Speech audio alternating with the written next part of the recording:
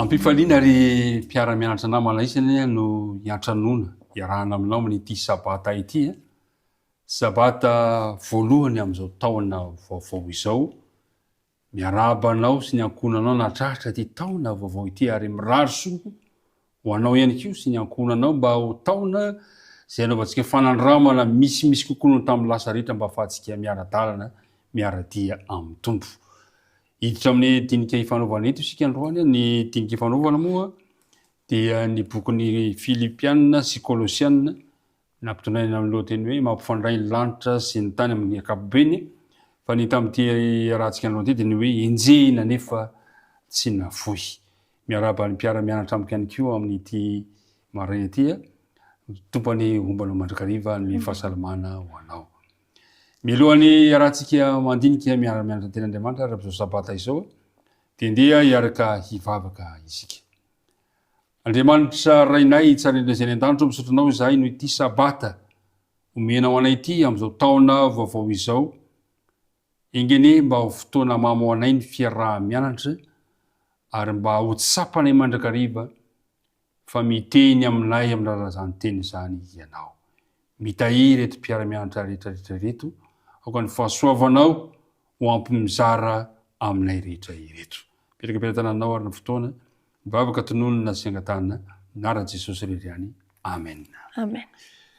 Eny ary araka ny voalazantsika teo dia ny lesona voalohany amin'ity telo volana ity indray no rahantsika mandinika. Faly miaraka amintsika rehetrarehetra sokafy ny ampiran-tananao amin'izany dinika izany kanefa araka mahazatra dia misy ilay andinina atao tadiana tsianjery natahako ny namako ato mba natanteraka izay tsianjery izay. Ya, faly miaraba antsika tsirairay avy manonona ny fiadanan'ny tompo ho an'ny mpiara-mianatra rehetra. Lesona voalohany enjehana nefa tsy nafoy. Ny tsianjerintsika dia diso fantatsika loatra ao amin'ny Filipianina 4:4 manao hoe mifalia mandrakariva amin'ny tompo ho izao indray mifalia. Mahafinaritra zany andinin-tsoratra masina zany. Mahafinaritra ohatry ny hoe taona vaovao dia tonga dia mafalifaly. Asa ve mba ho tanteraka izany amin'ity taona ity faly foana tsy maninona mifalia mandrakariva ny tikany hoe mandrakariva ao anatin'ilay mandrakariva mety misy zavatra Namorana zay tikany hoe mandrakariva io zany hoe afaka mifaly sika ao anatin'izay. Nahiditra ponja tamin'ny fanendrikendrehana azy ny pastora anankiray. Nigadra nandritra taona teo eo izy. Verevitra izy tamin'ny voalohany ahoana ty mahazo ahy ity. Tsy mora tokoa aloha zany tsy mora zany. Kanefa teo ny nahatsapany fa ny fonja hay no sa misionery ny tonan'Andriamanitra azy mba hitoriana ny filazantsara ary dia zatra nahafinaritra tokoa rehefa fantatro ireo voafonja niaraka taminy izy dia nasain'izy ireo hitory teny ary dia tsy salasala ty pasteur ty. Nitory ny ten'Andriamanitra ary nahafinaritra zany fa samy nahita fifaliana na izy na ny voafonja. Ho zarentsika roa ny dinika ifanaovantsika eto androany amin'ity lesona ity dia ny voalohany ny mpanoratra ny epistily Filipianina sy Kolosianina ary ireo izay nandray izany filazantsara izany. Zay no resantsika teto ndeha aloha jerevantsika ilay fizarana voalohany ilay mpanoratra ny epistily. Fantatsika tsara fa nandritra ny nigadrany Paoly tany Roma zany hoe teo ny taona 122 Kristy teo zany no nanoratany Paoly ireo epistily ireo zay lazainy hoe epistily ny fifatorana. Ity epistily ny Filipianina sy Kolosianina ity fantatsika tsara fa ny apôstôly Paoly dia tena nanokana ny fiainany mihitsy tamin'ny fanompona an' Jesosy ary zay toy zavatra zay natonga fiampangana tsy marina zay niatra taminy ary dia natonga azy ampidirina ponja ary voalaza aza fa nampidirina tany amin'ny trano nofana mihitsy izy ka mifahazo namenana miaramila Roma ary toy ny hoe tsy namely azy anoho ny fitoriana ny filazantsara. Zay zany aloha mba fantatra kely momba ny amin'ity mpanoratra ny epistily ny Filipianina sy Kolosianina ity. Ya, antsoina hoe epistily ny fifatorana moa zany ilay epistily satria tany am-ponja no nanondratana azy ary ny zavatra manaitra Ato dia i Paoly mihitsy no nilazany tenany hoe zaho izy mpifatotra. Izay no hanombohany anazy, mpifatotra noho ny aminareo. Ao amin'ny Efesianina 4:9-20 azy izy dia miteny izy hoe iraka migadra. Izany fitenin'ny Paoly izany dia tena nampiseho mihitsy fa tena manana fiainana manokana ho amin'ny fanompoana mihitsy ity Paoly ity, fanompoanan'i Jesosy Kristy. Ka raha anisan'izany fanompoana izany ny hoe mampifatotra na magadra dia vonin'ny Paoly. Izay izany zavatra nampifinaritra ny politika. Efa misy boky 5 farafahakeliny no nosoratany tany am-ponja. Mety mieritreritra manko tsika na i Paoly tamin'izany andro izany hoe fa nahoana ary no ato amin'ity figadrana ity nefa raha mba tsy ato amin'ity figadrana ity aho dia betsaka kokoa ny asa mety ho vitako ankoatra ny ato amin'ity figadrana ity. Dia nefa hita eto fa ny as'Andriamanitra ary vao maika azy afaka nanoratra an'ireo epistily betsaka ireo Paoly. Betsaka mihitsy izany voasorana izany satria izany sahala amin'ilay pastora atao mpigadrana nyresahanao teo, ilay nahiditra ponja teo, dia fantany fa ao indray izany ny samy misionera izay no tendren'Andriamanitra hiasany. Hitantsika ao anatin'ny Baiboly moa izany ao amin'ny Filipianina 1:17 fa fantatry ny mpiambina pretoriana rehetra ny filazantsara, izany hoe vokatr'ilay figadran'ny Paoly izany dia nanjary nisy mpiambina nafantatra nefany ireo mpiambina pretoriana ireo tany Roma dia misy hatrany amin'ny 4,100 alina. Ireo izany niaro ny amperora sy ny ambina nigadra tao aminy. Ireo izany tapitra nandre ny filazantsara avokoa. Tena navita asa betsaka Paoly natao am-ponja azy. Dia midika izany fa na dia tany am-ponja ary izany Paoly dia niasa mandrakariva izy ary nifandray tamin'ny olona mandrakariva. Anisan'izany koa izao ny ankohonan'ny amperora izay ankohonan'ny kaisara moa izany hitantsika ao amin'ny Filipianina 4:12. Mampieritreritra ny mahita an'izany toy zavatra izany hoe mpigadra ianao, voafonja izany ianao kanefa mbola afaka mifandray iny fa na dia ny ankohonan'ny mpanagadra azy. Zavatra tsy mora mieritreritra an'izany. Ary hitantsika teto izany fa i Paoly dia tany Makedonia izy dia imbetsaka izy nahiditra ponja. Dia nefa tao aorian'izay indray izy dia nogadraina tany Jerosalema ary izy nafindra tany amin'ny fonjany Kaisary. Tsy fanto iza moa taiza izany tena nandraotany Paoly andreo fonjaniza nandraotana azy. Fa ny fanontaniana apetraka dia ny hoe inona ry tamin'ny fomba ahoana no nahafahan'ny Paoly nazaka ilay toe-javatra nahazo azy, ilay nigadra izy. Satria mbola afaka nanoratra epistily nolazaina teo izy. Ary afaka ihany koa mbola laza hoe mifalia mandrakariva ao amin'ny tompo izao indray mifalia tsy mora anie izany. Inona no tsy ambaratelon'ny apôstôly Paoly? Ia, amaliko an'izay fanontaniana izay dia andao nge hosokafantsika ny baibolitsika misy teny nosoratan'i Paoly ao amin'ny Korintianina 2 ao 4:4-7 ka hatramin'ny 12 dia avy eo indray ao amin'ny Korintianina 2 ihany fa ny 4 dia manomboka eo amin'ny 9-7. Vakeko ilay izy amin'ny anaran'i Jesosy hoy izy hoe fa manana izao rakitra izao ao amin'ny vilany tany izahay mba ho an'Andriamanitra ny alehibe ny hery fa tsy ho avy aminay. Voageja manodidina izahay nefa tsy tery, very hevitra nefa tsy mamoy fo, enjehana nefa tsy nafoy, potraka nefa tsy maty, mitondra ny fahafatesan'i Jesosy mandrakariva eo amin'ny tena izahay mba haseho amin'ny tenanay koa ny fiainan'i Jesosy. Fa izahay izay velona dia atolotra ao amin'ny fahafatesana mandrakariva noho ny amin'ny Jesosy mba haseho amin'ny Jesosy nofinay mety maty koa ny fiainan'i Jesosy. Hatreo aloha izany dia hitantsika fa tena ambonin'ny zavatra rehetra ny fitiavan'i Paoly an'ity Jesosy ity. Izy aloha natsapany tena tery izay. Natsapany io izy hoe voageja manodidina izay fa misy hoe nefa. Eo izany ilay fanantenan'i Paoly. Nefa tsy nafoy hozy izy, izany hoe i Paoly izany dia nahita ny lafitsarany hatrany teo amin'izay rehetra nataony izy, teo amin'ny asa fanompoana nataony. Ary ny fitiavany an'i Jesosy sy ny fanompoanan'i Jesosy dia tena mibahana mihoatra lavitra noho ny fahoriana rehetra. Hozy izy risaky miteny zavatra anankiray izy hoe voageja dia misy hoe nefa. Enjehana dia misy hoe nefa tsy nafoy, misy hoe potraka dia mbola misy hoe nefa tsy maty. Izany hoe ny fiainan'i Paoly izany dia nisy lafitsarin'ny zavatra mandrakariva ary izay ny fatohany na ahafahany niatrika ny zava-tsarotra teo amin'ny fiainany.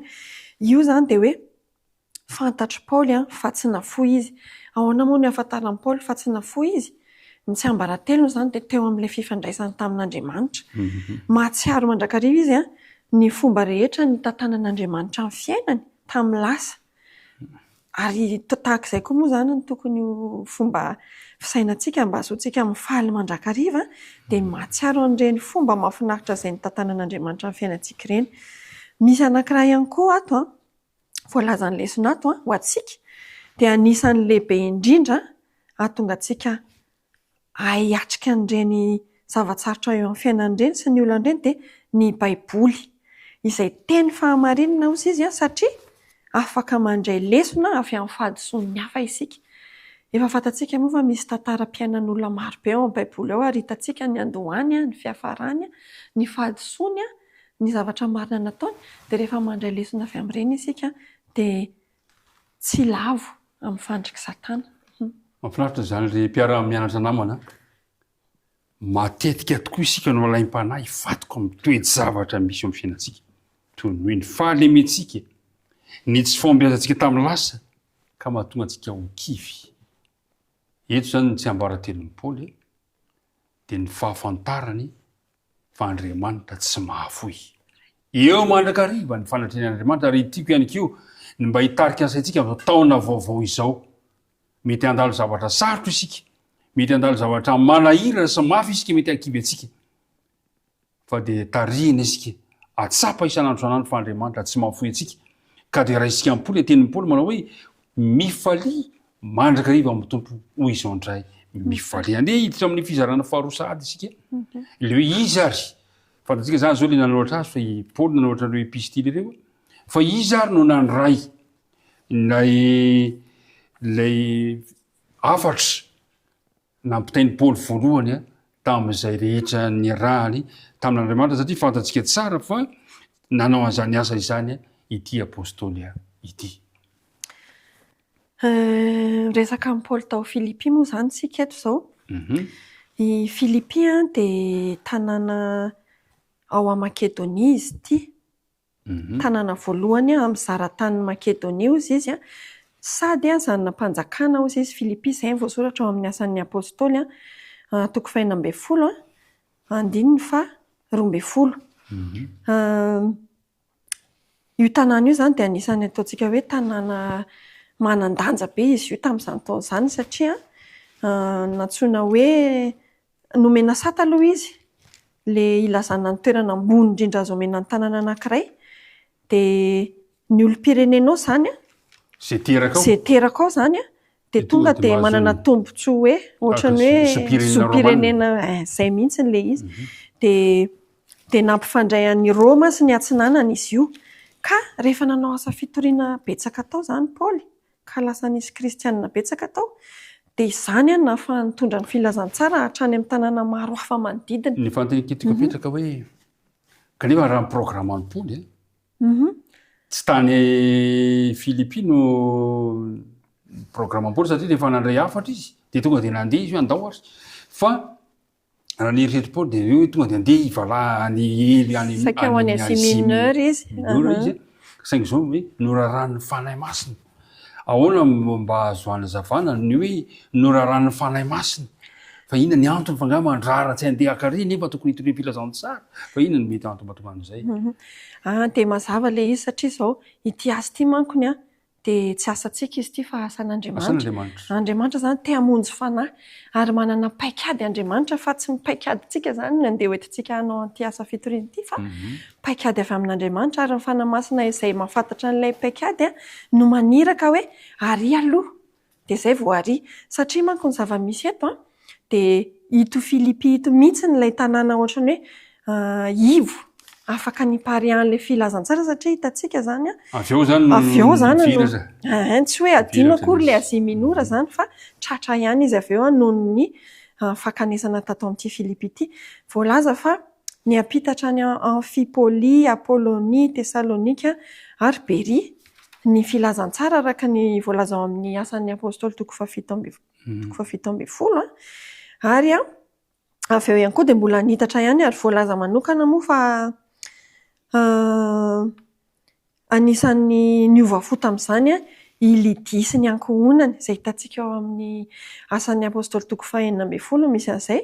Io vehivavy io dia mpandraray izy io, mpivarotra lamba volomparasy ny asany ary izy no anisan'ny tena nanohana betsaka indrindra ny asan'i Paoly ara-bola satria fantatsika fa rehefa manao asa izany moa izany dia tena mila vola dia anisany ity vehivavy niova fo ity sy ny ankohonany dia nanohana ny asa fitoriana izany ny filazantsara tamin'izay. Dia menaka fanontaniana hoe nanangana fiangonana tao amin'ny Philippi zany Paoly dia nisy membre zany tao. Mofy nisy fiantraikany tamin'ny mpiambina ny fonjainy koa zany asa fitoriana izay nataon'ny Paoly izany. Tena nisy mihitsy moa satria araka ny efa voalazantsika teo dia tany aloha izao nisy an'ilay hoe mpiambina tao Pretoria izay nisy olona 4,000 sy 1 alina dia eto indray dia ny rehefa raha tadidintsika moa izany ilay zavatra niseho tany tao amin'ny asan'ny apôstôly io ilay toko fahaenina amby folo io dia ao amin'ny 5:20 ka hatramin'ny 7:30. Io zany nisy ny tantaran'ilay mpiandry tranomaizina niova fo. Raha efa fantatsika izay tantara izay ilay nanao hira fiderana tao ry Paoly sy ny namany dia nisokatra ilay tranomaizina dia saika hamono tena ilay mpiambina dia teo ny niova fo teo ny nanao asa fitoriana Paoly ho an'ity mpiambina ity ka nahovany fon'ilay mpiambina sy ny ankohonany ray manontolo naizanaizana ilay an'i Paoly izany. Dia metaka fanontaniana ihany koa izany hoe amin'ity fiangonana tao Philippi ity satria hitantsika izany fa tonga dia efa nisy olona tao nisy fiangonana tao fa manahoana koa izany fiainan'ilay fiangonana tany amin'izany faritra tany Philippi izany nanahoana ny fiainan'izany fiangonana izany. Araka ny hitantsika moa ao amin'ilay hoe rehefa manoratra Paoly amin'ny fiandohan'ny epistiliny ohatra hoe Filipianina toko 1:1 hatramin'ny 7, ohatra ihany koa hoe Kolosianina toko 1:1 sy ny 2 dia manoratra Paoly dia manao fampamangina. Rehefa manao fampamangina izy dia milaza hoe mampamangy izany ianareo ry mpitandrina sy diakona izay izao ilay ao amin'ny Filipianina. Izany hoe raha izany famakiantsika azy izany zao dia efa nisy fandaminana izany tao amin'ilay fiangonana, nisy mpitandrina tao dia efa nisy diakona tao izay tsy tonga ho azy moa izany fa tsy maintsy nisy fandaminana napetraka izany tao. Ry mpiara-mianatra namana Philippi izany no anisany anankiray toerana izay nandehanan'i Paoly fa kosa eto koa isika dia nahita ihany koa fa Kolosia ihany koa dia toerana izay nanaovan'ny Paoly asa satria fantatsika tsara fa Kolosia indray dia tanàna kely izy io. Ny lalambe avy Efesosy izany ianao andeha ho an'i Eufrata dia misy sapanan-dalana kely anankiray makany Kolosia fa i Paoly tsy mbola nakany. Fa i Paoly kosa nefa mitondra filazantarana tamin'ny lalana avy any Efesosy makany Eufrata reny araka ny hitantsika tamin'ny bokin'ny Apokalipsy moa mitantarana izany. Dia misy olona izay nandre anisan'izany ry Epafra. Dia ireo no naniditra nakany Kolosia ary natonga niafatra tafiditra tany amin'izany fiangonana izany ary tsy nanadino Paoly toy ny hoe nanangana izy tao mihitsy Paoly satria niraikitry po tamin'ireo izay nare niafatra tany Kolosia i Paoly ary Paoly dia fantatsika tsara fa niezaka mandrakariva izy nampita nano formation amin'izany toerana izany averitsika ny mandeha fa nifatotra Paoly. I Paoly rehefa nifatotra inga mba adinitsika kely tantara kely an'izy iny hoe nisy miaramila miara-mifatotra aminy hafa koa izany ary le miaramila afaka vao mihetsika ny tanan'i Paoly dia rombotra be le miaramila satria toy ny hoe miara-miaina amin'ny biby kanefa dia natao mpiambina ny Paoly nefa tsy nahasakana any Paoly hanao ny asan'Andriamanitra izany ary fantatsika tsara fa atao amin'ity toerana ihany koa dia betsaka ireo olona izay niova fo nandre ny tenin'ny Paoly nandre ny tenin'ny tompo tao amin'ity faritra tany Kolosia ity anisan'izany ary nisy fandamina izay napetraka Paoly ry Onesimosy izay mpanompo Filemona zay nandrosinakany Roma de tany izy no nandray an Jesosy de nefa ty iverina ao amin'ny Filemona izy de izy Paoly hoe raiso ho tony rahalahy izy zany hoe nisy fandamina ary tahaka ny tao Philippi ihany koa de nisy fandamina natao araky le voalaza teo hoe fa ny Paoly ndray tsy malazainy hoe diakona tany Kolosia fa zao ny ilazany azy Kolosiana toko voalohany ka ny andininy voalohany sy faharoso hoe Paoly apôstôlin Jesosy no ny fisitrapon'Andriamanitra ary Timoty rahalahy mamango ny olona masina any Kolosia de ny rahalahy mahatoky ao amin'ny Kristy ho aminareo any ny fahasoavana sy fiadanana avy amin'ny Andriamanitra raitsika zany hoe ny antsony Paoly an'ireo mpiandraikitra raza nareo nanaiky iara-iasa aminy de lazainy hoe olo masina aika izy zany le olona masina na olona manokana moa ny ilazana azy de olona vonina iara-iasa hitory ny fitoriana filazantsara ary izay zatra anankiray hoe ny fiangonana zany tena miaingy amina fandaminana ilaina zany fandaminana ny fandaminana avy amin'Andriamanitra zany no tokony ho hita andaminana ny fiangonana misy am'izao vanim-potoana misy antsika izao zay zany zavatra misy hoe ity epistily ity zany de araka tetika hoe epistily ny fifatorana epistily ny fanenjehana kanefa epistily ihany koa zay natsapana fa teo mandrakariva an-tanany tompo enjehana nefa tsy nafoy ary zay natonga ny Paoly hoe mifalia mandrakariva ao amin'ny tompo hoy izao indray mifalia nanana tsiambaratelo lehibe moa zany Paoly tamin'ny enao nilaza teo hoe misy mpiambina anankiray anie miaraka aminy zay tena masika tahaka amin'ny bibidia mihitsiny miandrikendry-toana an'izay fihetsiky ny mpigadra rehetra ao ka anisan'ny natao an'izany koa Paoly inona fa natao an'izany izy fa ny tsiambaratelon'ny Paoly de izao be fitiavany Paoly ary izay mihitsy ny arany no nahatonga azy ho famatotra am-po tamin'ireo olona izay niova fo zany hoe ny filazantsara zany rehefa nitory Paoly de tsy hoe nafafy fotsiny le filazantsara de tany fa nisy fitiavana lehibe tena ny fitiavan'ny Paoly an'ireo fanahy izay vonjeny ireo ary zany fifamatora mpitiavana tamin'ireo niova fo ireo zany nahatonga an'ireo olona ireo mpiara-miasa aminy mahatoky ka afaka nanangana fiangonana toy ny hoe Paoly mihitsy ny nahatsangana fiangonana tany na de tsy tany aza amin'ny vatantenany moa zany de io zany tokony hananantsika koa zany zay fitiavana amana zay sy ny fitiavana mamonjy fanahy ary inona fa izany no tsy namonoany ilay mpiambina ny Paoly hoe mety hoe tena niaran'ny fikapohana sy ohatran'io satria Paoly de be fandeferana sady be fitiavana izy de ivelona kely amin'le tantara tany am-piandohana hoe nisy pasteur anankiray izay voendrikendrika de nigadra izy roa taona teo io navezatra taminy zatra nitranga kanefa hay tsapany fa fitantan'Andriamanitra ny fiainana zany mba ahafahany mitory filazantsara amin'ireo olona voafonja ireo de eto de te eritreritra am'izay tenin'ny Paoly hoe ahoana ny tena anazavantsika anampaherizantsika ny mpiara-mianatra rehetra ahoana ny fomba mpiarantsika le hoe mifalia mandrakariva ao amin'ny tompo inona dikely hoe mandrakariva ia marina tokoa zany satria eo amin'ny fiainantsika tsy voatery hoe mpigadra ohatran'ny Paoly isika fa mety hoe marary isika ohatra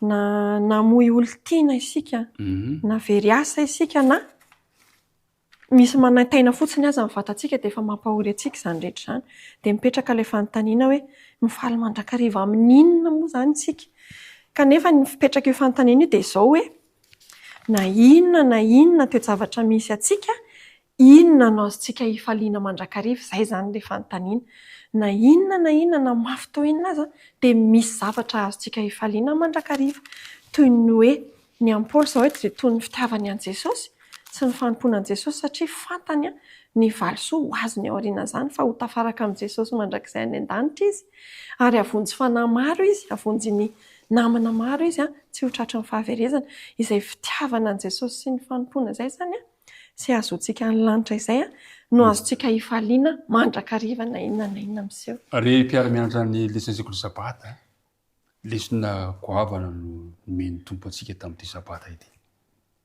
teny voalohany Andriamanitra nanorina ny fiangonana faharoa na dia ao anatin'ny toejavatra sarotra zay dia Andriamanitra mametraka mandrakariva ihany koa fandamina ao anatin'ny fiangonana. Ny fahatelo teo ny voalaza farany teo dia le hoe na dia eo aza ny zavatra maro samihafa izay lalovantsika dia asain'Andriamanitra mahita fifaliana eo amin'ny toezavatra lalovanao ianao. Tsy hitanondrika izany fa ho faly mandrakariva. Andeha faranantsika ny fotoana inona reny no teny azonao lazaina amaranantsika azy amin'izao androany izao satria mahafinaritra be ilay leso nanjarantsika ny mamelabelatra azy amin'ny fotoana rehetrarehetra fa inona re no mba azontsika omena ny mpiara-mianatra amin'ity androany ity. Ya, efa haitsika loatra moa ilay toko izay andiny ao am-baiboly manao hoe andramoka izaho fa tsara Jehovah. Isika izany dia natao hanao fanandramana mandrakariva miaraka amin'Andriamanitra tahaka ny Paoly satria izany no tsy ambaratelo na ahafantaran'ny Paoly fa tsy nafoy izy. Ary tsika koa izany tokony azoto faharoa dia ovakeko ilay andala teny ao amin'ny lesontsika fizarana zoma izay manao hoe efa nifidy anao ho amin'ny famonjen'Andriamanitra tamin'ny alalan'ny fanamasinany fanahy sy ny finoana ny fahamarinana. Koa miorena tsara. Raha manompo an'Andriamanitra mipatokiny ianao dia ho tojo fitsaratsarana sy fanoherana kanefa aza tetezitra raha mijaly tsy ara-drariny ianao. Aza mamaly faty. Azony tsara ny famendrehanao amin'i Jesosy Kristy. Afatoy any an-danitra ny fijerinao. Avelao ny hafa hiteny izay tiany holazaina sy ianao izay tiany atao fa ianao kosa aoka le mifanasy an'endry tena tahaka an'i Kristy hatrany. Manana tanjona mafiorina, fo madio ka tanterao amin'ny herinao sy ny tanjakao rehetra ny asanao sady mamikitra misandrin'Andriamanitra. Mety tsy ho fantatrao mihitsy ny tena famboniana mariny ny asanao. Tsy hainao refesina ny tombam-bidinao raha tsy amin'ny alalan'ilay aina nafoy hamonjenanao teo Kalvari izany. Isaorana ianao ny amin'izay famaranao ny teny izay ny teny mba azo lazaina eto am-pamaranana dia ny teny amin'ny Korintianina 4:1 ka ny 9:4. Inona re no tena tiany apetraka ny lesona tamin'ity androany ity. Izao ny voalaza ny teny fa amin'ny zavatra rehetra dia mampiseho ny tenanay ho mpanompon'Andriamanitra izahay. Dia amin'ny faharetana be, amin'ny fahoriana, amin'ny fahaterena, amin'ny fahantrana. Amin'ny toe-javatra rehetra izany mpiara-mianatra namana isany ka ahafahantsika mahita fifaliana mandrakariva amin'ny tompo dia izao asehoy ny tenanao ho mpanompon'Andriamanitra amin'ny zavatra rehetra. Andriamanitra ne hitahy anao, misaotra anao naharitra hatramin'ny farany, misaotra ny mpiara-mianatra amin'ny keto ihany koa niaraka nanazava izany dinika izany. Andriamanitra ho amintsika hatrany hatrany. Eto am-pahamarana fotsiny angamba misy fanamarena kely ataovy eo ampelantananao toy ny taridalana itony aza mianona fotsiny amin'ny hoe teny eninao le feo fa atao ampelantananao iny koa satria tonga le fitenena hoe ny teny mantsy mandalo fa ny soratra no mitoetra ka raha toka mbola tsy ampelantananao itony taridalana itony dia ataovy izay azahoanao azy amin'ny depozitera akaiky anao na tsy mahita ianao dia azonao atao manafatra mivantana izany amin'ny trano pridi adventiste aty Soamanandrarina. Tombony ombanao ho amaranantsika azy dia andeha ampiraisika mivavaka izao dinika ifanaovantsika izao. Andriamanitra ray be fitiavanao, mbola misaotranao hatrany izahay no ny tombontsoa izay nomenao anay androany nahafahanay nandre ny dinika ny teninao izay nampitondrainao ny lohateny hoe enjehina nefa tsy nafoy ary nampahafantaranao anay fa tokony faly mandrakariva ao aminao izahay na inona toe-javatra eo anoloanay. Ampio izay Andriamanitra mba tsy hitanondrika hijery lafo ny ratsy ny zavatra fa ampio kosa izahay hijery lafo tsara ny zavatra miaraka aminao. Dia mitahy ny mpiara-mianatra rehetra, mitahy anay mandritra ty sabata ity, aoka ao aminay mandrakariva ny fahasoavanao. Tononona ny vavaka aminarany Jesosy. Amen. Amen.